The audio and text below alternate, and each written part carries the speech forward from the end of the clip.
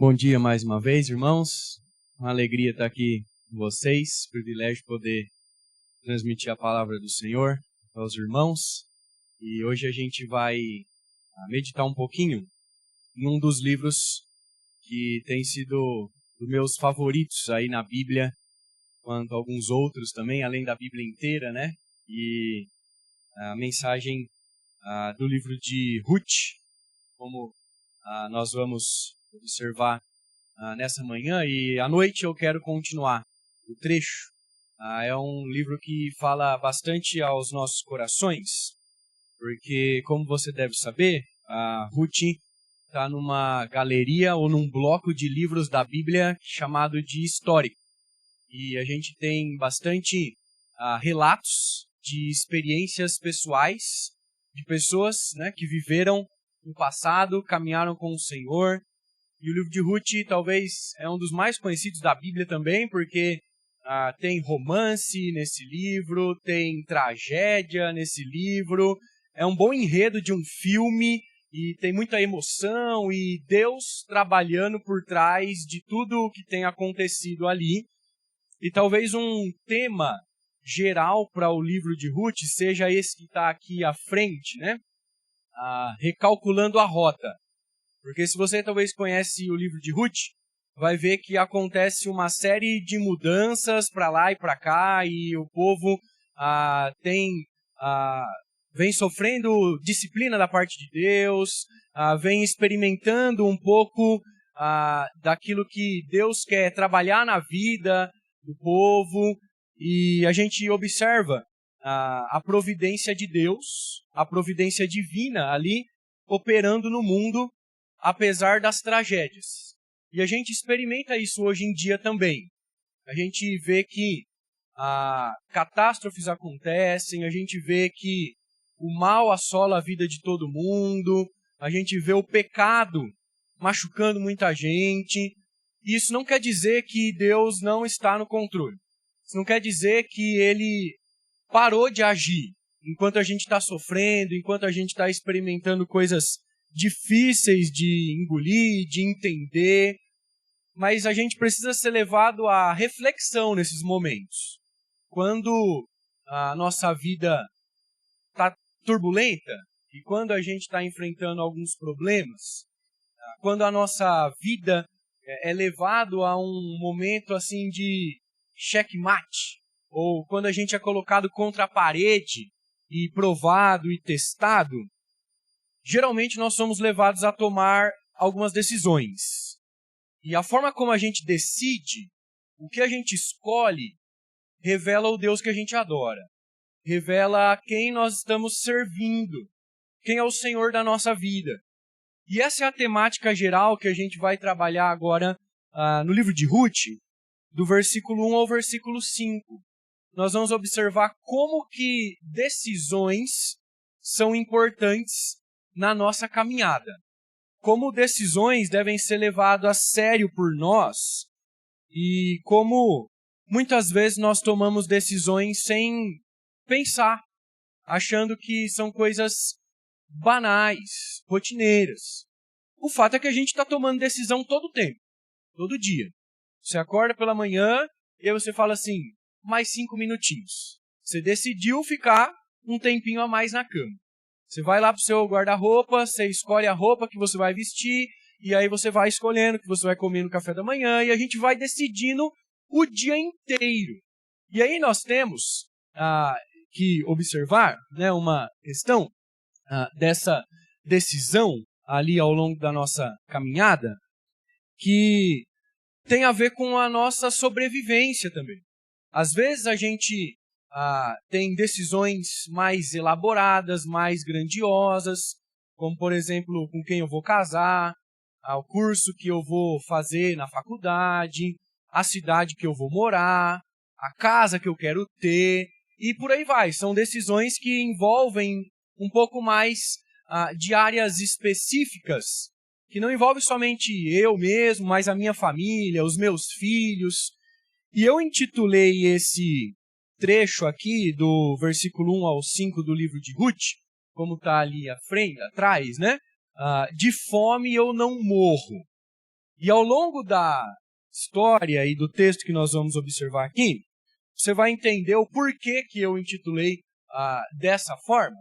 Mas há um tempo atrás, talvez aí cerca de uns 10 anos, mais ou menos, para aqueles que faziam parte já do Instagram ali, você talvez se lembre deixa eu voltar aqui porque ele está passando tudo, né?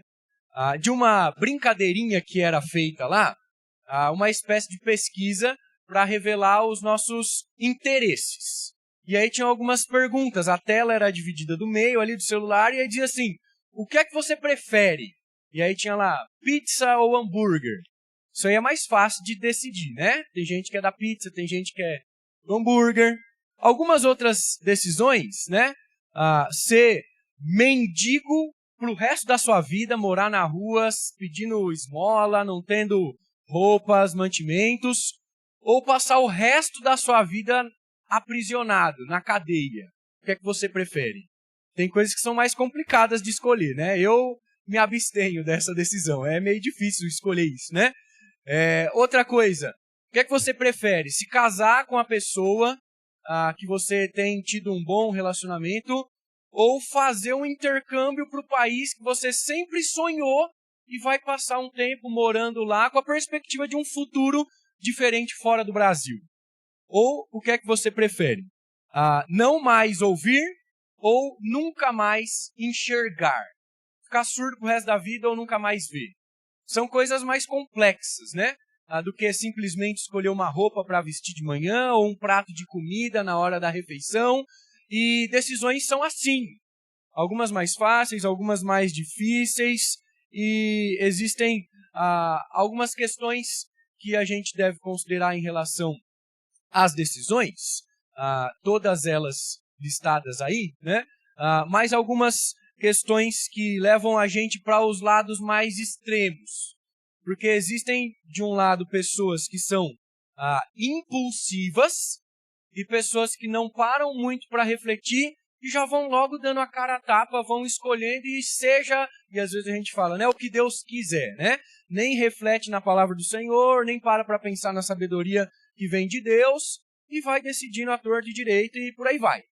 Mas, por outro lado, existem os indecisos, que são aqueles que demoram muito para decidir.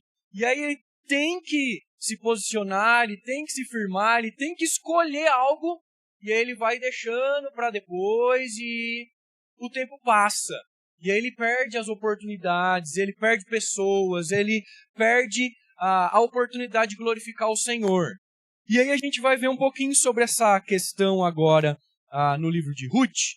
E a gente vai observar, então, o texto em partes, para que a gente consiga pegar aí um pouco melhor o enredo daquilo que o autor do livro quer trazer para nós. E eu queria que você olhasse, então, comigo para o versículo 1, primeiramente. Ele vai dizer assim, nos dias em que julgavam os juízes, houve fome na terra, e um homem de Belém de Judá saiu a habitar na terra de Moabe com sua mulher e seus 2 filhos. A primeira lição que a gente pode observar, que está aí, é a busca por soluções longe de Deus.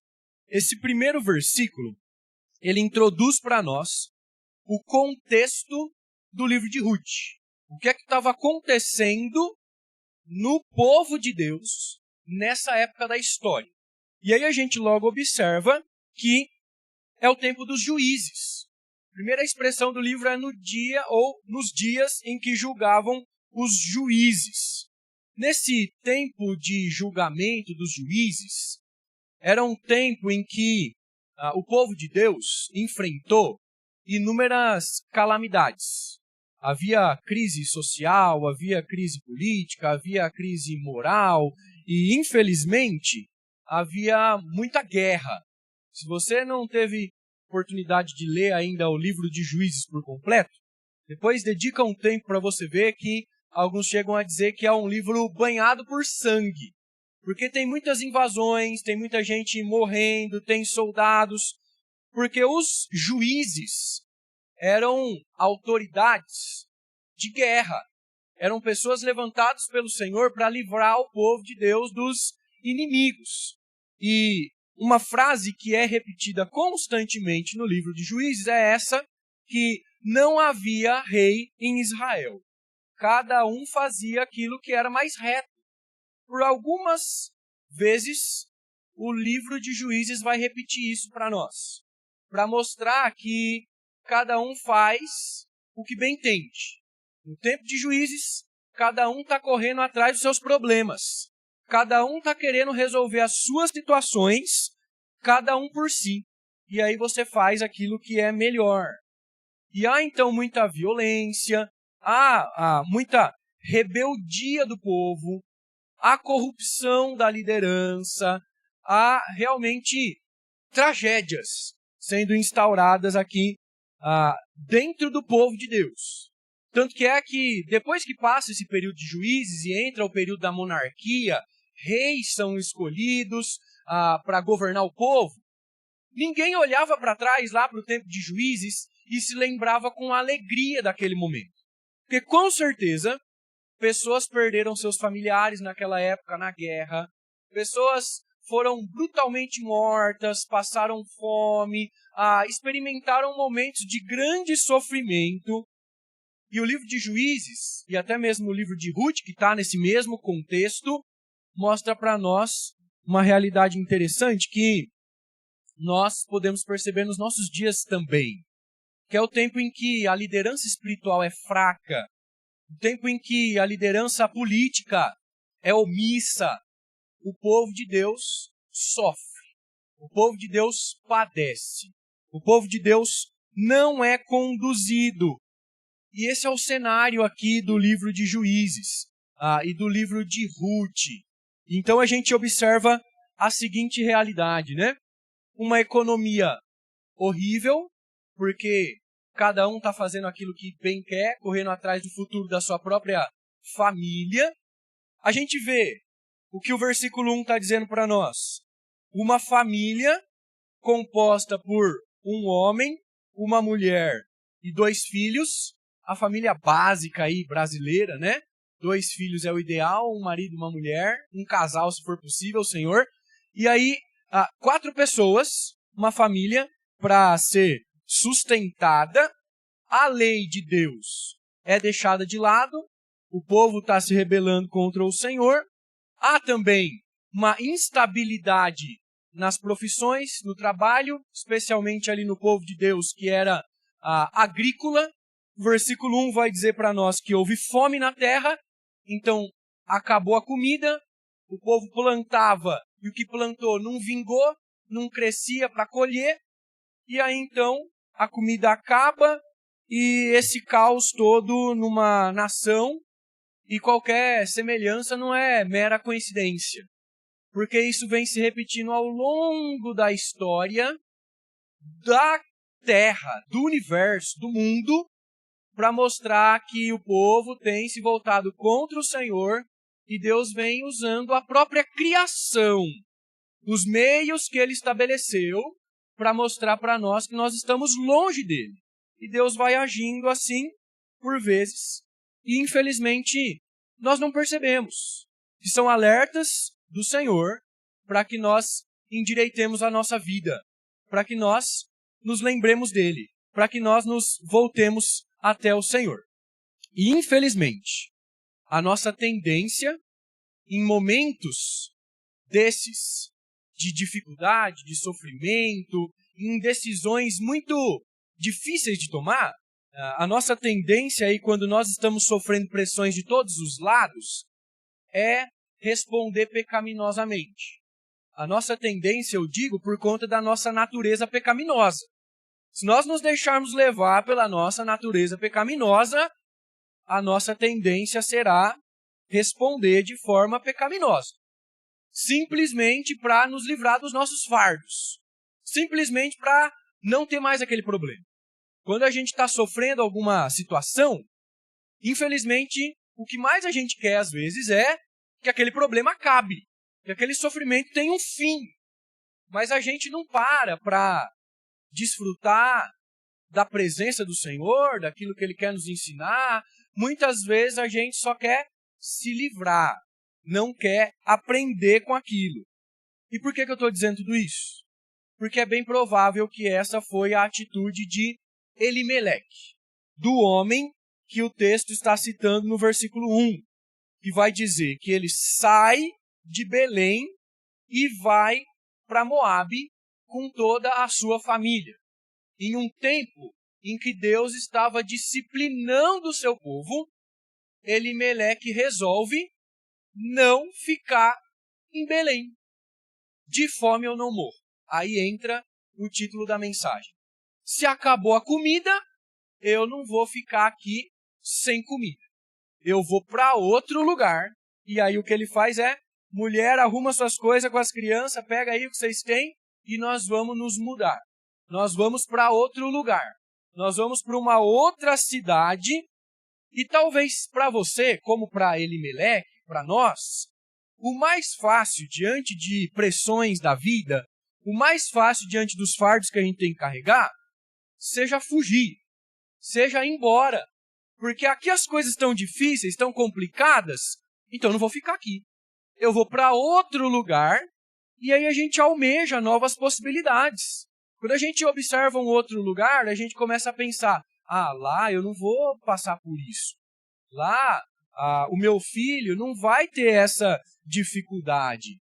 Se eu sair daqui, a minha vida vai ser muito mais tranquila. E aí a gente começa a olhar outras possibilidades, sem considerar muitas vezes aquilo que Deus está fazendo em nós, onde nós estamos. E tem um comentarista bíblico chamado Warren Wiersbe, que ele vai dizer para nós que diante das pressões da vida, diante dos sofrimentos, diante das adversidades, das provações que o próprio Deus coloca na nossa vida, nós podemos ter essas 3 atitudes aí. A primeira atitude é suportar.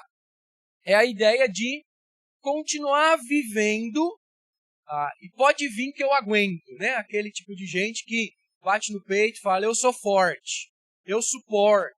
E o problema de tentar ficar só suportando é que em um determinado momento a gente pode viver endurecido. E aí viver amargurado, carrancudo, só murmurando. Eu só estou aguentando até o momento que eu explodo. E aí essa é a primeira atitude. A segunda atitude é a fuga. Tá difícil, eu não quero passar por isso, então eu vou embora. Eu não quero ficar aqui.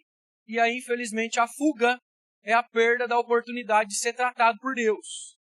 E uma terceira atitude, que deveria ser a atitude que nós precisamos tomar, é usar a circunstância, sofrimento, a provação para o nosso crescimento, aprender com aquilo e glorificar o Senhor. E parece que Elimeleque está fugindo. E aí a gente já vai entender o porquê que eu estou falando que ele está fugindo. Se a gente viver fugindo, quando os problemas assolam a nossa vida vai ser uma fuga eterna. Porque a gente não consegue viver livre de problemas aqui na Terra. A gente não consegue viver livre de sofrimento. A gente não consegue viver livre de provação. A gente não pode viver constantemente fugindo. Até porque a narrativa bíblica não diz que a melhor atitude é a fuga. Não diz.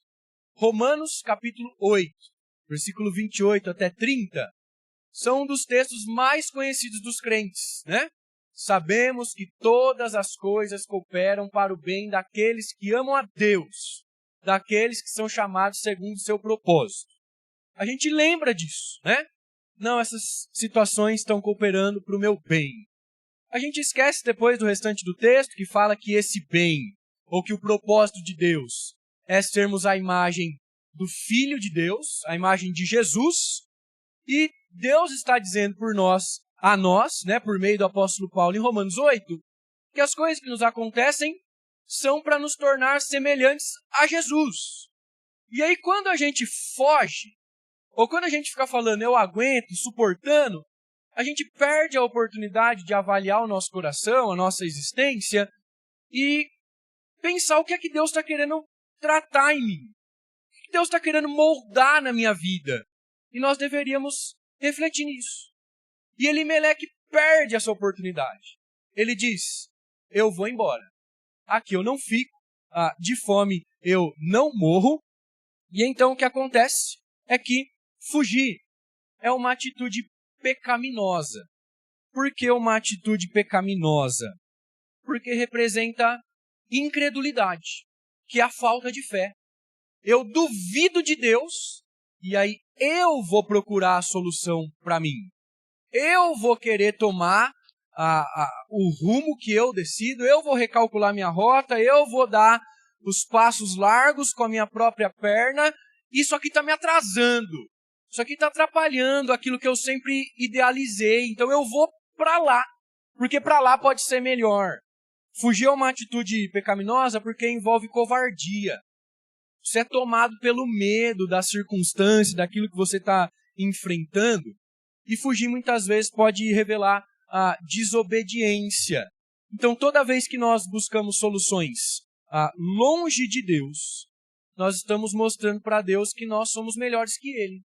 Que nós sabemos melhor cuidar da nossa vida do que o próprio Senhor. E nisso nós estamos pecando. Não aceitando a vontade do Senhor, não aceitando aquilo que Ele está fazendo em nós. Mas aí o texto continua. E agora a gente vai ver o porquê que essa fuga é desnecessária, então. Agora a revelação no versículo 2 da fuga desnecessária. Olha o que é que o versículo 2 vai dizer para nós, então. Este homem se chamava Elimeleque e sua mulher Noemi. Os filhos se chamavam Malom e Quilion, efrateus de Belém de Judá, vieram à terra de Moabe e ficaram ali. Como é que a gente pode perceber que a fuga é desnecessária? Então, se o texto só está falando o nome da família, só está apresentando quem são as pessoas, exatamente por essa apresentação, pelo significado dos nomes das pessoas que compõem essa família na narrativa do livro de Ruth.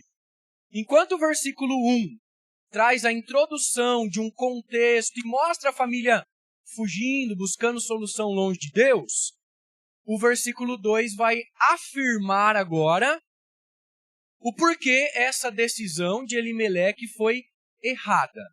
E o porquê a decisão foi errada? Elimeleque é a junção de duas palavras hebraicas, El, Deus, e Melech, rei, que diz que o meu Deus é rei. É o que significa o nome de Elimeleque. Ele é um servo do Senhor, de Belém, alguém que nasceu no povo de Deus, e o seu nome dizia: o Senhor, o Deus Yahvé, é o único rei, é o único Deus, é o dono da existência, é aquele que conduz o povo, é aquele que governa. O rei tem autoridade suprema. O problema é que, diante de uma decisão extremamente importante, que envolvia a sua família, envolvia a adoração, envolvia o próprio Deus, a disciplina do Senhor para o seu povo, Elimeleque resolve fugir. Nessa área, eu sou rei. Nesse momento, eu posso escolher o que eu vou fazer a parte do Senhor. Então, o Deus que era rei foi deixado de lado agora como súdito. Belém é a junção aí também de duas palavras hebraicas, Bet, que significa casa, e Lehem, que significa pão, literalmente significa a casa do pão. Lembra quando Deus prometeu lá a terra para o povo e disse que a terra que mana leite e mel, aquela terra que ia produzir, aquela terra que ia abençoar, o povo seria suprido? E agora falta pão na casa do pão. Deus dá fome para o povo. Não tem comida. E por mais irônico que seja, né, faltar comida na onde é o lugar que mana leite e mel, na onde é o lugar que Deus prometeu prosperidade, alegria, sustento, é mais irônico ainda você buscar sustento fora da terra de Deus, fora do povo de Deus. Aquele é o lugar que Deus reservou para sustentar o seu povo. Aquele é o lugar onde Deus era adorado, o lugar onde Deus se revelava. E aí Elimeleque está dizendo: eu vou para outro lugar procurar sustento. Eu vou para outro lugar para ver o que me acontece lá. Quem é que disse que Deus estava faltando, né? Estava faltando comida, mas Deus estava presente. Deus não estava distante. Deus é quem estava trazendo essa situação para o povo, mas Elimeleque resolveu fechar os olhos e fugir de forma desnecessária. Ele poderia muito bem ficar lá. E aí, você pode dizer assim, pastor, você está sendo muito duro com Elimeleque, viu? Está pegando muito no pé dele, porque ele só foi buscar sustento para sua família. Ele está errado nisso? Bom, a gente precisa entender que, de fato, buscar sustento não é algo errado. Nós precisamos trabalhar, nós precisamos estudar, nos capacitar, nós precisamos servir. Só que a gente tem que tomar cuidado, né, quando a gente lê a Escritura, de colocar os nossos pressupostos sentimentalistas, emocionais, porque a Bíblia não tem vergonha em revelar o pecado do povo de Deus. O Senhor não omite as falhas e fraquezas do seu povo exatamente para nos ensinar a não cometer os mesmos erros. Esse enredo sentimentalista, né, emocional, são os enredos de filmes e novelas que nós temos por aí que querem prender a nossa atenção para que a gente consiga ali se apegar afetivamente com aquela pessoa e então desejar um final feliz. Mas a Bíblia nem sempre mostra finais felizes. E esse é um desses. O final não é feliz. O final é catastrófico. E por que a fuga é desnecessária? Porque Elimeleque peca por não deixar o Senhor governar a sua vida. Por não cumprir aquilo que o seu nome dizia. E na época bíblica, no Antigo Testamento, os nomes tinham um sentido muito profundo para a pessoa que o recebia. Às vezes a criança ficava 1, 2 anos sem receber nome, para que algum fato curioso acontecesse, para que pudesse ser identificada com aquilo, e ele não age conforme o seu nome, descumprindo algo que ele deveria viver. Ele peca porque ele deixa a terra prometida, que Deus moveu céus e terras, que Deus envolveu toda a sua força, o seu poder para entregar ao povo, e ele escolhe sair de lá. Aqui não é um bom lugar para mim, porque a fome chegou, então eu vou embora. E ele peca também por ceder e ir para Moabe. Ele peca e vai para Moabe. E por que ir para Moabe? Eu não sei se você conhece um pouco da história dos Moabitas, mas tem um pouco aqui. Eles eram um povo idólatra, que adoravam falsos deuses, criados por mãos humanas, e eles adoravam principalmente o deus Camus, que recebia como forma de adoração o sacrifício de crianças, dos filhos. Então os pais entregavam seus filhos à morte, bebês muitas vezes, para que o Deus deles pudessem ser satisfeitos. E aí era um povo muito impiedoso, um povo que não tinha compaixão, um povo realmente maldoso mesmo, que quando Israel é liberto do Egito para peregrinação até Canaã, é um povo que não oferece nem água para o povo de Israel, nem pão. É um povo que, pelo contrário, o rei Balaque convoca o falso profeta Balaão para derramar maldições para o povo de Israel, e por algumas vezes Balaão tenta derramar maldição sobre o povo de Deus, mas Deus diz, não vai fazer isso, porque eu sou o Senhor, você não vai conseguir, eu estou livrando o meu povo para levá-lo para a bênção. E aí então o povo moabita é um povo mau, um povo que, quando também o povo de Deus saindo do Egito para Canaã, usou as suas mulheres moabitas, para seduzir os homens israelitas, para que eles pudessem cair em pecado, se livrar, se voltar contra o Senhor, se desviar, e era um povo ruim. E aí por que a gente está vendo então no versículo 2 a fuga desnecessária? Porque se Deus é o meu rei, se Belém é a casa do pão, se Moabe é tudo isso de ruim, por que que eu vou para lá? O povo de Deus foi escravizado pelos moabitas durante 18 anos. É o que Juízes capítulo 3, do 12 ao 14, vai dizer para nós. Eles foram escravos dos moabitas. E Elimeleque estava cogitando ir para lá de novo. Para que ir para Moabe? Se as coisas estão apertadas com o Senhor, e aí a gente diz, né? O bordão das igrejas neopentecostais, pentecostais, aí um tempo atrás, um passado, talvez anterior à pandemia, era: venha para Jesus e pare de sofrer. Depois eles foram aprendendo que isso não tem lógica. Você vai sofrer com Jesus também. Às vezes um sofrimento diferente daquele que o mundo tem, mas tem sofrimento. Então, se as coisas estão difíceis lá em Belém, se estou com fome, se está sem recursos, se eu sair da presença de Deus, pode ter certeza que vai ser muito pior. Não vai ser melhor do que está. Vai ser pior, porque nós vamos estar longe do Senhor. Então, nós não podemos ter dúvida de que o nosso coração será exposto nas decisões que nós tomamos. Aquilo que eu escolho, como eu falei no início, revela o Deus que eu adoro. Revela quem eu estou servindo.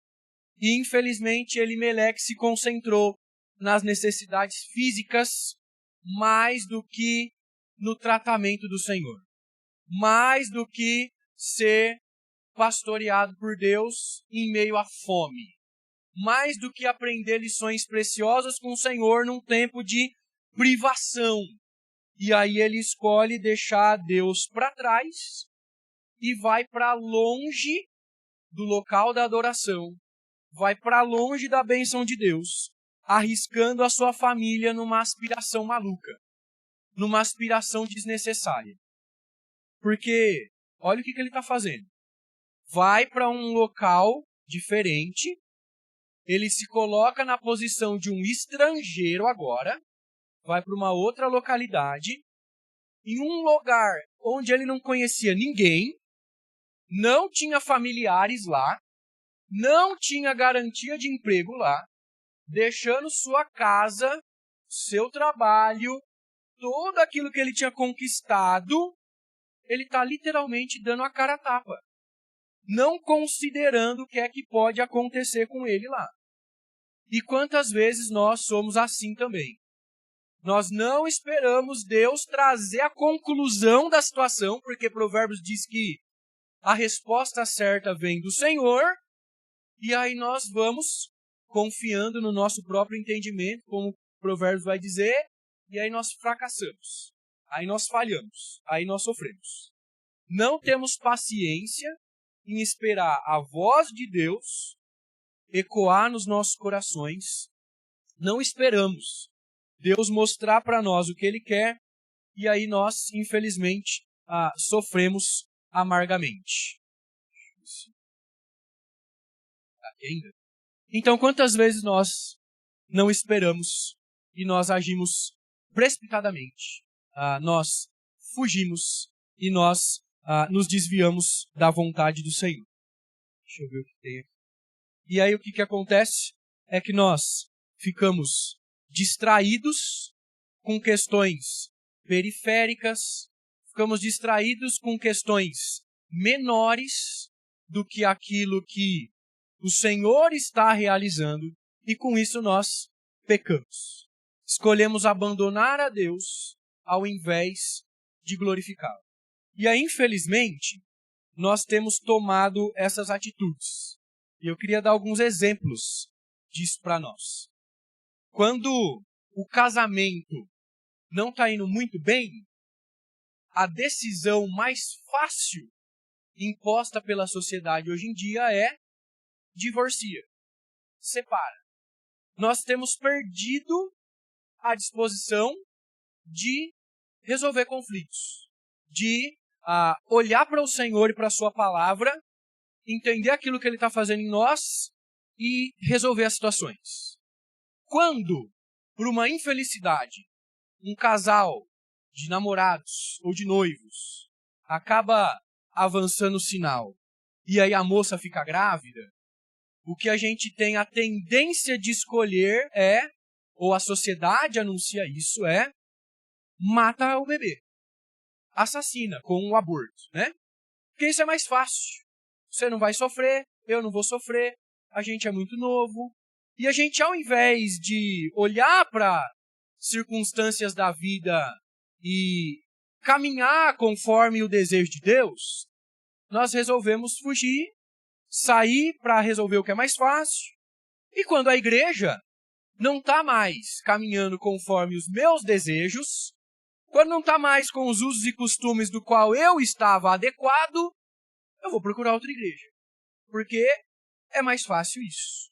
E aí a gente vai abrindo exceções e concessões para coisas que vão acontecendo diariamente, mensalmente, anualmente na nossa vida, e a gente não vai percebendo a tragédia, o enrosco, a gente não vai percebendo os problemas que a gente vai adquirindo com isso, simplesmente para procurar uma vida mais tranquila, confortável, mais conforme aquilo que eu idealizei e pensei, não conforme os riscos e desafios e problemas que eu vou enfrentar. E aí, com isso, a gente acaba deixando Deus de lado. Só que em tempos difíceis, como os que nós estamos vivendo, como esses que o texto está narrando, nós precisamos de homens e mulheres firmes com suas convicções, fiéis à palavra do Senhor, que vivam a palavra do Senhor. E não acham que aqui eu posso abrir uma exceção, aqui eu fico firme, agora eu preciso contar uma mentira para manter o meu histórico bem, agora eu consigo fazer essa questão porque está dentro da palavra do Senhor. A gente precisa ponderar isso, porque muitas vezes nós acabamos nesses tempos difíceis errando. E aí então a alternativa de Elimeleque foi partiu Moabe. Aqui eu não fico, as coisas estão apertadas, deu fome, vou embora, de fome eu não morro, tchau, e eu vou então embora daqui. E aí o texto vai continuar. Porque se a gente busca, e a gente viu no primeiro versículo, soluções longe de Deus, e aí a gente muitas vezes foge para longe de Deus de forma desnecessária, o texto vai mostrar para nós que a tragédia vai tomar conta e vai se instaurar na nossa vida. Olha o que é que o versículo 3 ao versículo 5 vai dizer para nós. Morreu Elimeleque, marido de Noemi, e ficou ela com seus 2 filhos, os quais casaram com mulheres moabitas. Era o nome de uma órfã e o nome de outra Ruth, e ficaram ali quase 10 anos. Morreram também ambos, Malom e Quilion, ficando assim a mulher desamparada de seus 2 filhos e de seu marido. Será que vale a pena buscar soluções longe de Deus e ficar fugindo de forma desnecessária? Agora a tragédia instaurou. Agora a bomba estourou. Agora, de forma ríspida, direta, sem nos preparar, o autor de Ruth vai dizer: Elimeleque morreu. Fugiu da fome e deu de cara com a morte.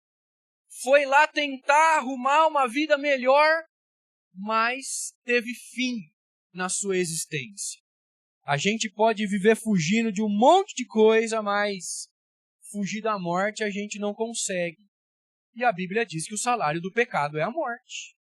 Se nós vivermos aspirações desnecessárias, fugindo longe do Senhor, Deus tem toda a autoridade de dizer: aqui a sua vida se encerra, coloca um ponto final. É o que acontece aqui. E provavelmente quem mais sofre com essa realidade é a mulher, é Noemi. Eu não falei o significado dela no versículo anterior, para reservar para esse momento, porque Noemi significa amável, significa agradável, significa encantadora. Significa alguém que é fácil de se relacionar. Uma pessoa tão querida, sabe? Aquele tipo de gente que você se relaciona, ela está sempre de bem com a vida, uma pessoa amorosa. E aí agora, então, ela perde o seu marido lá em Moabe. Só que ele deveria ter ponderado isso antes de sair. Eu estou saindo de Belém, indo para os moabitas. São meus inimigos. E se a hora que eu colocar o pé na porta da cidade, já lançarem uma flecha, cortarem com a espada e eu cair morto ali mesmo? Porque eles vão perceber que nós somos belemitas. Eles vão perceber que nós somos do povo de Deus. Mas ele não considerou isso. E às vezes a gente sai tomando decisão à torto e direito, achando que vai dar certo, porque eu planejei tudo, eu coloquei os pingos nos i, eu conversei com especialistas, e não vai dar errado. E aí o pai de família é tirado. Elimeleque morre então, fugiu do pecado, como eu falei, deu de cara com a morte, e então agora ele abandona a Deus. E nisso a gente precisa entender.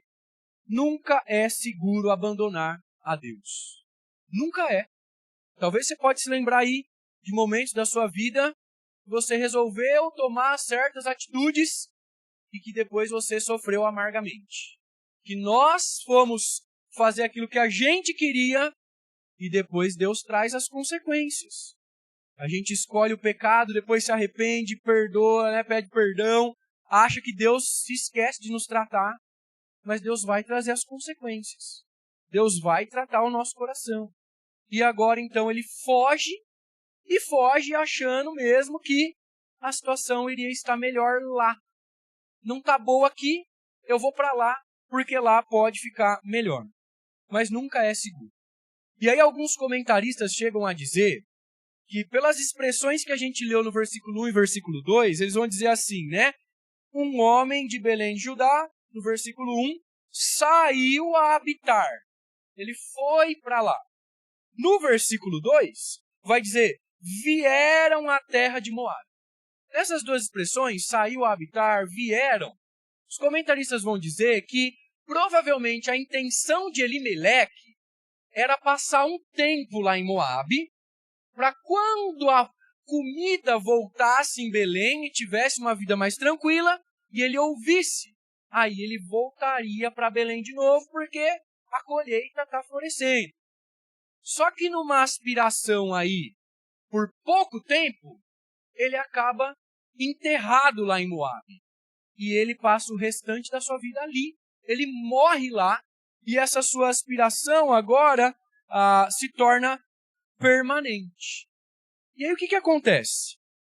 O versículo 3 falou para a gente que Elimeleque morreu, foi a primeira consequência, e ela ficou lá com seus 2 filhos.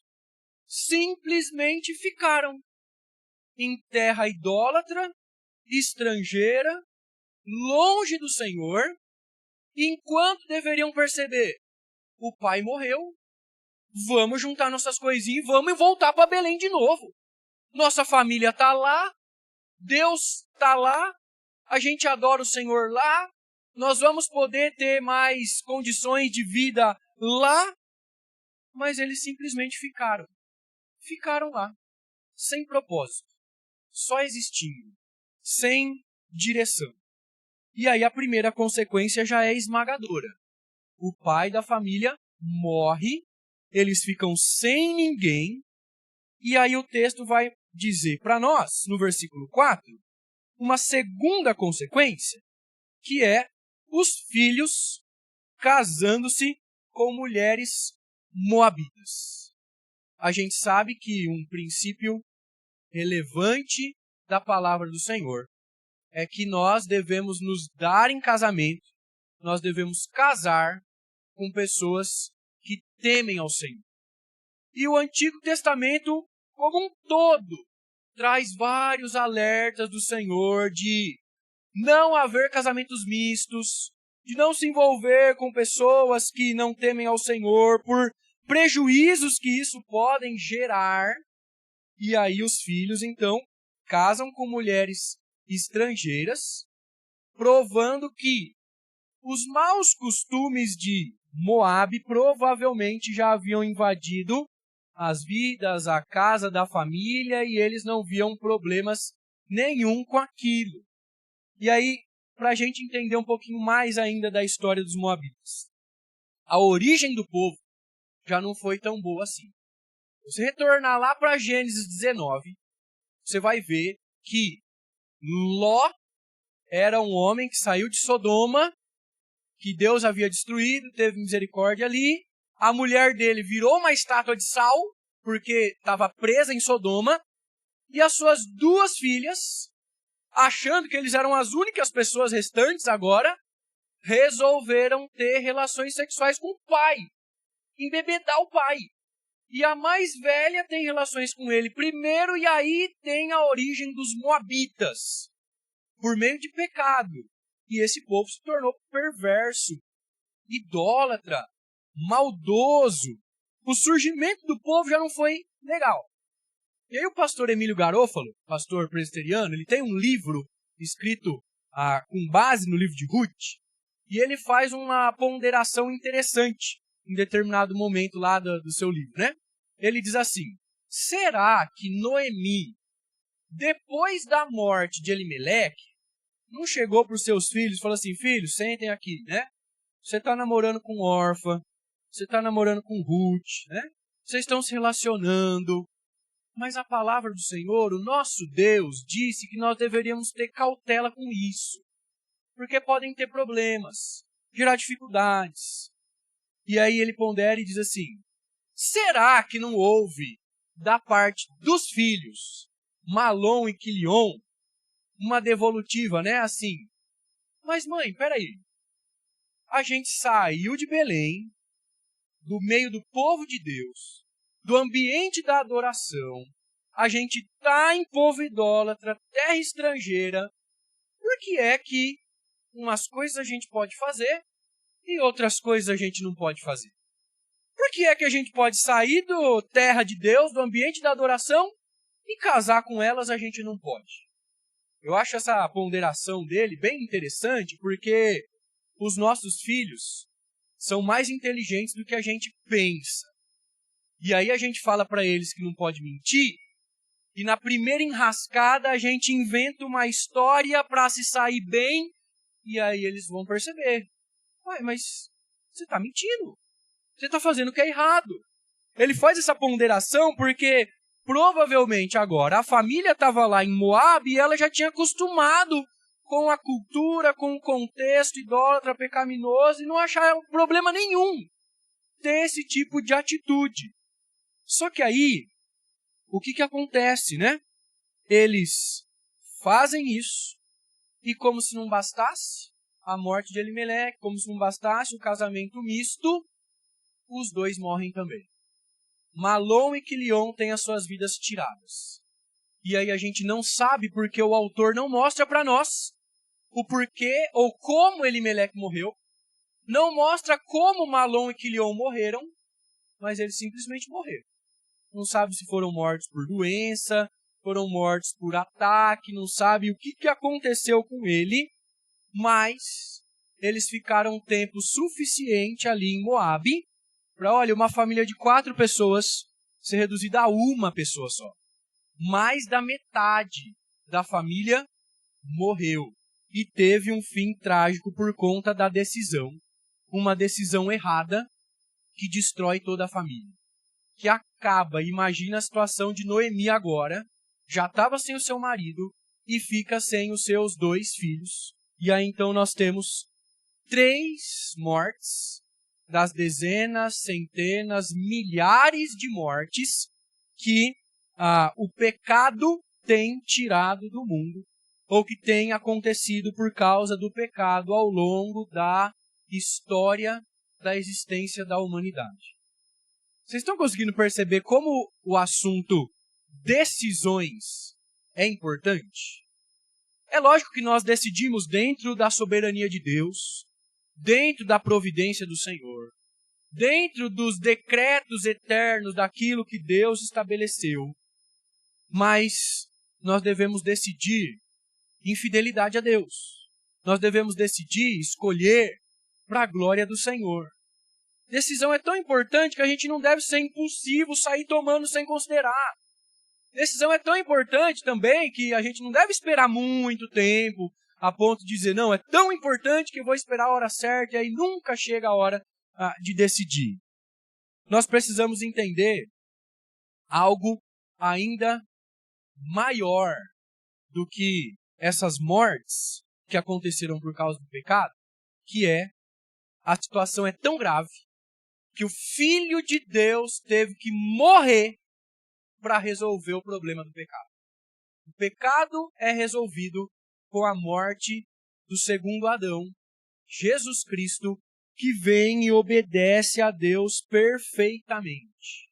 A solução do pecado acontece também por meio da morte de Jesus Cristo, que paga pelo nosso pecado passado, presente, futuro, e nós deveríamos valorizar o sacrifício de Cristo e decidir para a glória dele e viver considerando ele. Agora, tenta imaginar comigo a situação de Noemi, aquela mulher amável, agradável, encantadora. Em pouco tempo, porque o texto fala para nós, né, no final do versículo 4, ficaram ali quase 10 anos. É pouco tempo perder o marido e os filhos em 10 anos, né? É pouquíssimo tempo. A família ser destruída em 10 anos. Mas cá entre nós, 10 anos é muito tempo longe do Senhor. É muito tempo longe de Deus. Para poder acontecer muita coisa e tudo o que aconteceu até aqui. E aí o texto, ou esse trecho, termina assim. Como eu falei, sem final feliz. Uma tragédia mesmo. E aí o texto usa a palavra, né, clara para descrever a situação de Noemi. Ela ficou desamparada, sem amparo nenhum. Aquela expressão que a gente diz, né, sem chão. Foi tirado tudo dela. Porque na ausência do marido, o filho mais velho assumia a responsabilidade de cuidar da casa, de sustentar. Na ausência do filho mais velho, o mais novo assumia essa responsabilidade. Mas agora estava sem ninguém. Só ela. E você talvez se lembre que naquele tempo, mulher era totalmente desvalorizada. Assim como crianças. Não eram ouvidas. Não tinham valor. E ela estava então desamparada em terra estranha. Longe do povo de Deus. E aí, acaba aqui, mas à noite, se assim Deus permitir, eu estarei com vocês novamente. E aí eu quero continuar esse trecho para a gente perceber as respostas de Noemi. Como que ela responde a essa tragédia por conta daquilo que o seu marido respondeu. Mas antes da gente concluir, eu quero deixar algumas aplicações. Eu sei que está bem pequenininho aí, mas eu vou lê-las aqui para vocês. A primeira delas. Qual o padrão que você e eu temos utilizado na tomada de decisões? Qual é o padrão? O que a gente estabelece? Eu tenho que fazer isso para escolher, para decidir. Será que você tem optado por aquilo que é mais fácil, que vai te favorecer, ou por aquilo que glorifica a Deus? Qual tem sido o padrão aí? Então você deve tomar cuidado. E a gente faz isso às vezes, né? Justifica as nossas escolhas. E foi provavelmente o que passou na cabeça de Elimeleque. Eu vou buscar sobrevivência da minha família. Vou buscar sustento. A gente justifica. Eu estou saindo, eu estou fazendo isso por esse motivo. Sem considerar a vontade do Senhor. Às vezes tentando tornar as nossas decisões espirituais, sendo que elas estão sendo pecaminosas. E a gente tem que tomar cuidado com isso. Qual é o padrão que nós estamos tendo para tomar decisões? Fugir não é opção. Porque fugindo de uma situação, você não vai fugir do principal problema, que é o seu coração pecaminoso. Nós nunca vamos, nessa terra, conseguir estar livres da natureza pecaminosa. O pecado sempre vai caminhar conosco. A questão é se nós estamos alimentando a carne ou alimentando o espírito, buscando o Senhor para glorificar o Senhor. Se nós estamos em busca de escolher algo, peça para Deus sondar o seu coração, como faz o salmista lá no 139. Sonda-me, ó Deus, porque o Senhor conhece o meu coração. Aí você vai e faz. Se você está em alguma questão da vida que você acha meio duvidosa, fala como o salmista diz também. Deus, prova-me os pensamentos. Prova-me os meus caminhos. Vê se há alguma coisa torta aqui. E aí, você deixa de fazer. Para de fazer. Ora ao Senhor por isso. Em segundo lugar, você já parou para pensar que algumas das nossas decisões são extremamente desnecessárias? O nosso irmão falou aqui do bazar, né? E aí eu fico brincando lá na nossa igreja também, que a gente tem bazar, né? Eu falo, sabe aquela coisa lá que você comprou e falou assim, isso aqui vai ser essencial para a minha vida, e aí você usou uma vez quando chegou, e aí ficou guardado lá num quartinho ou no guarda-roupa? A gente toma muita decisão desnecessária, impulsiva. E a gente vai fazendo coisas que a gente não pensa. Então, não tenha pressa para resolver. Não tenha pressa para decidir. Porque decisões são realmente importantes.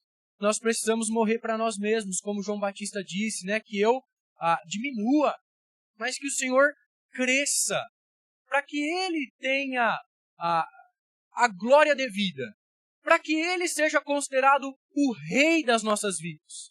O dono da nossa caminhada. Nós precisamos ponderar isso.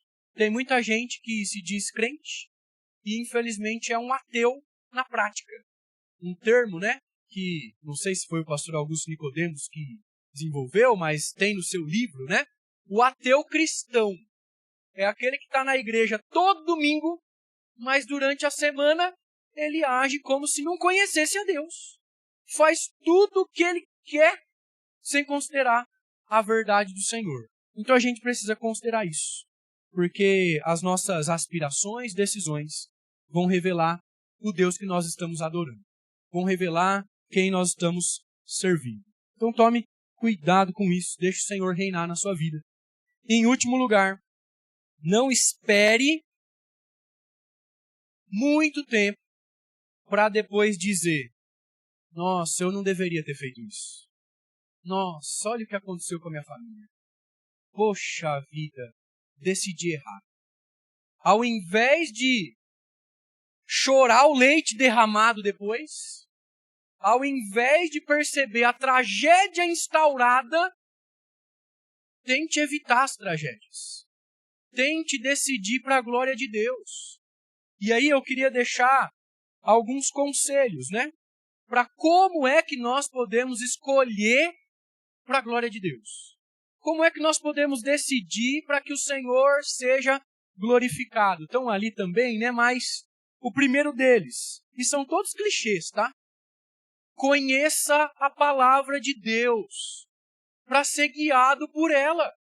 Não pelo seu pecado, não pelos seus prazeres carnais. Conheça a palavra de Deus porque a Bíblia é completa. Nós cremos, a Confissão de Fé de Westminster diz que a Bíblia fala aquilo que nós precisamos saber a respeito da nossa salvação. E se ela não diz explicitamente, nós podemos implicitamente interpretá-la e entender o que é que Deus quer de nós. Então conheça a palavra para se guiar por ela. Em segundo lugar, ore. Ore bastante. Busque a Deus, entregue a Ele as questões decisivas, difíceis, até as simples também. Jejue também. Não como barganha, mas para desfrutar da presença espiritual de Cristo, para desenvolver na fé. Jejue ao Senhor. Em terceiro lugar, faça uma lista daquilo que está a seu favor e daquilo que está contra você. O pró e contra, né? Pega um papel lá. Eu estou decidindo ir para Moabe porque tem fome em Belém. O que pode me acontecer lá em Moabe? Eu posso morrer. Os meus filhos podem morrer. Eles não vão ter mulher para casar, eles vão ter que casar com um moabita. Isso e aquilo, a minha esposa pode ficar sozinha, desamparada. Mas o que de bom pode me acontecer lá? E aí faça isso, né? Divida uma folha lá pela metade isso vai acontecer de bom, como Deus vai ser glorificado nessa questão, como a minha família vai ser abençoada, o que vai acontecer comigo. Faça esse exercício. E em último lugar, não menos importante, ouça conselhos. Ouça conselhos de pessoas que vão te dizer a verdade. Porque às vezes a gente procura pessoas que vão dizer o que a gente quer. E aí que vão estar do nosso lado, faz isso mesmo. Faz sim, porque vai ser melhor para você. Mas não necessariamente o melhor a nossos olhos é a boa, perfeita e agradável vontade de Deus. Então procure pessoas que vão dizer a verdade. Procure o pastor da sua igreja. Procure o presbítero. Procure um irmão mais maduro na fé, um diácono. Procure o seu marido e a sua mulher, que te conhece, que pode dizer para você, né, os mais novos. Os pais. Os pais não são estraga-prazeres. Eles têm um pouquinho mais de experiência e muitas vezes eles enxergam coisas que os filhos não conseguem enxergar. Então, procure conselhos. Não deixe de consultar pessoas e evite tragédias por conta do seu pecado. Nós podemos evitar fazer aquilo que é pecaminoso. Então, gente, essa é a reflexão que eu queria deixar para vocês no primeiro trecho aí do livro de Ruth.